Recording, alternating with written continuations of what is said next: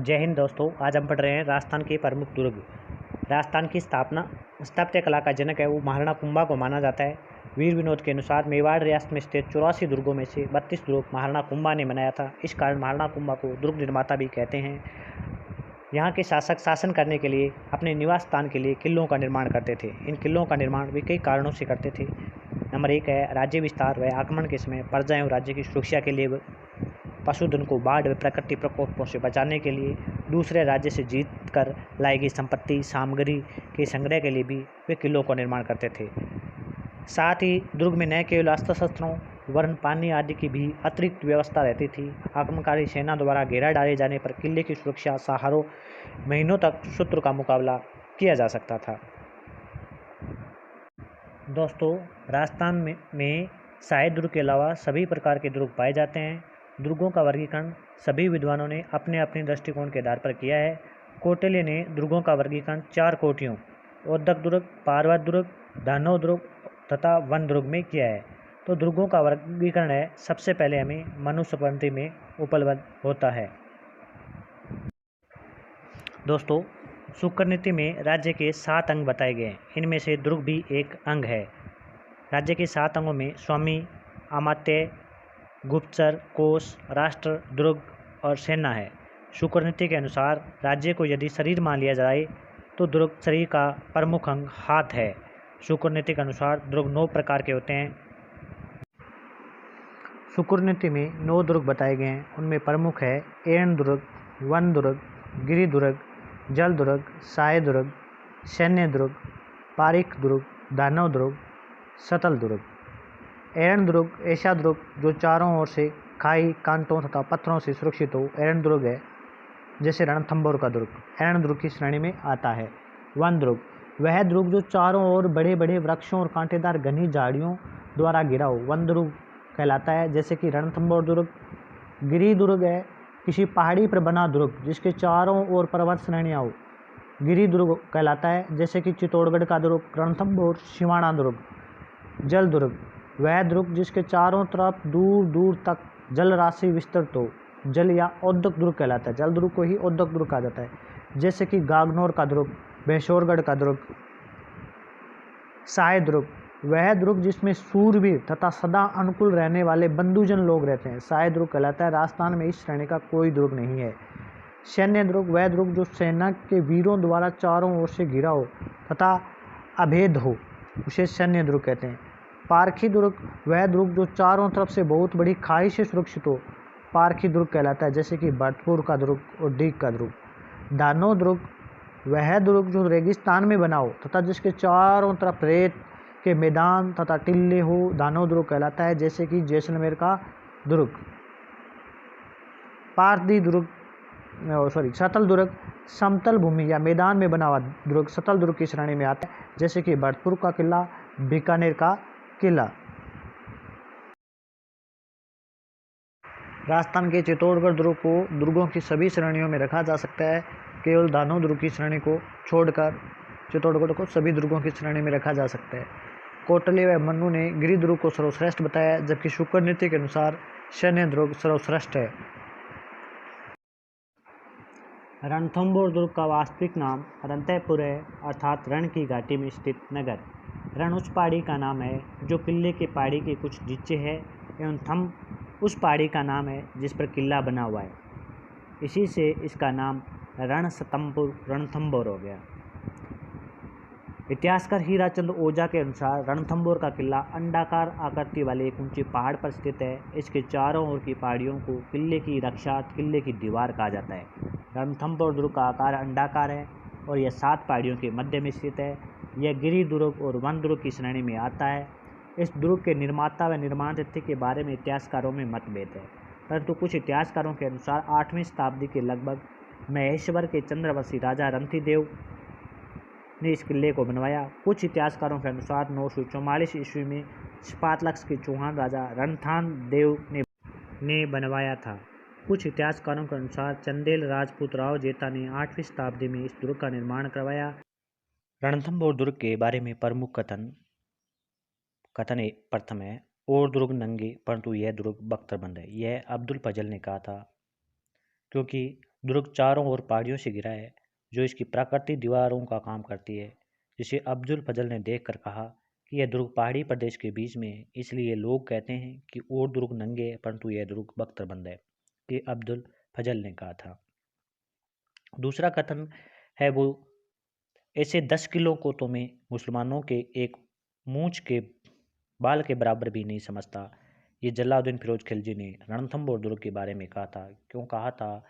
क्योंकि 1291-92 में सुल्तान जलालुद्दीन फिरोज खिलजी ने रणथंभौर दुर्ग पर 2 बार आक्रमण किया, परंतु उसने दुर्ग की पहाड़ी कड़ी सुरक्षा की व्यवस्था देकर यह कहते हुए कि ऐसे 10 किलों को मैं मुसलमानों के मूंछ के एक बाल के बराबर भी नहीं समझता, वापस चला गया था।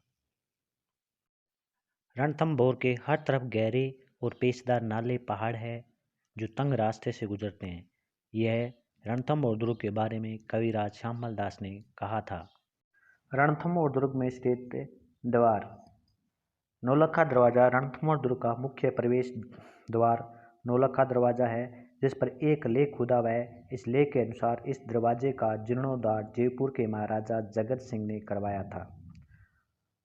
तोरण दरवाजा दूसरा दरवाजा है, जो नौलखा दरवाजे के बाद एक तिकोनी दरवाजा आता है, जिसे चौहान शासकों के काल में तोरण द्वार, मुस्लिम शासकों के काल में अंधेरी दरवाजा और जयपुर के शासकों के द्वारा इसे त्रिपोलिया दरवाजा कहा जाता था। इस दुर्ग के हाथी पोल, गणेश पोल व सूरज पोल अन्य प्रमुख प्रवेश द्वार है।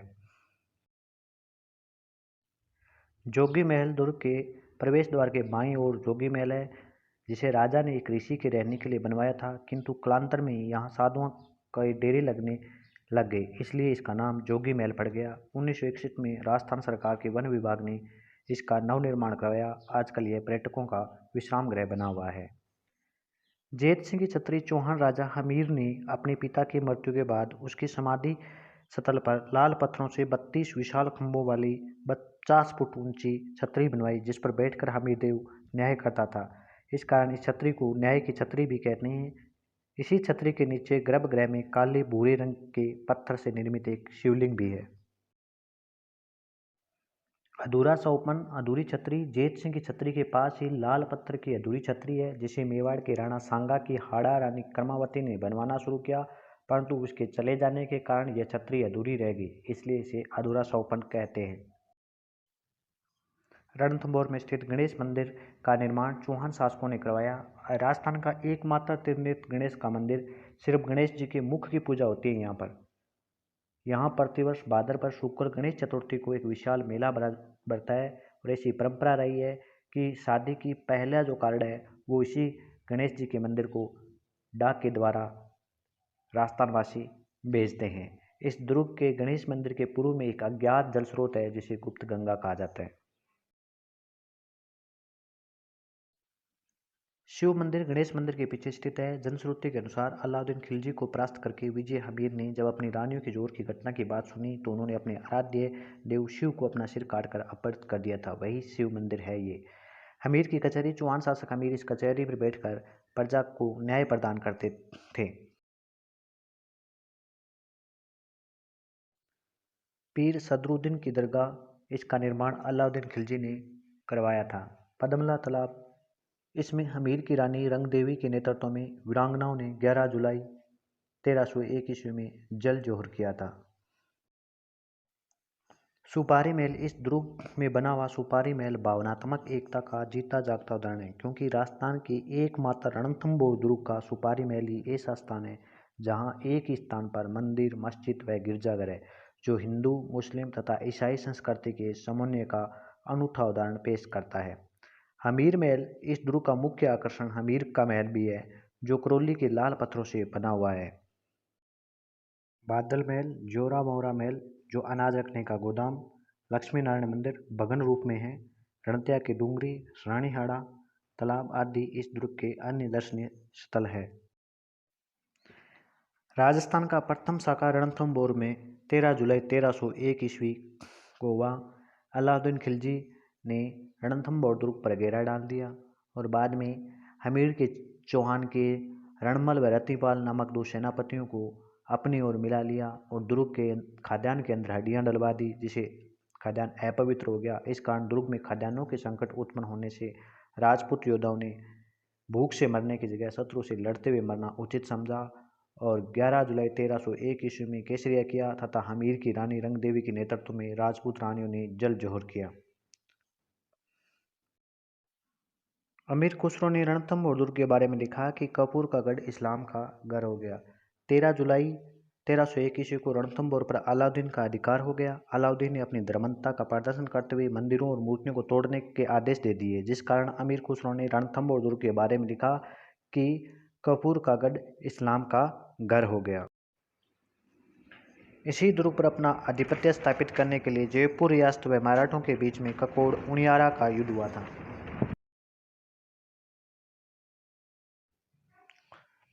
बाबर के विरुद्ध खानवा युद्ध में लड़ते हुए घायल हो जाने पर महाराणा सांगा को रणथंभौर दुर्ग में लाया गया था।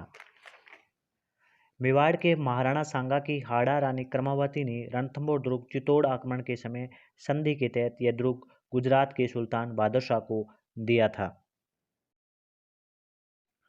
मुगल काल अकबर के शासनकाल में रणथंभौर दुर्ग को शाही कारागार के रूप में उपयोग करते थे एवं यहीं पर अकबर ने शाही टकसाला बनवाई। अकबर से पूर्व यहाँ का शासक बूंदी का शासक सुरजन हाड़ा था।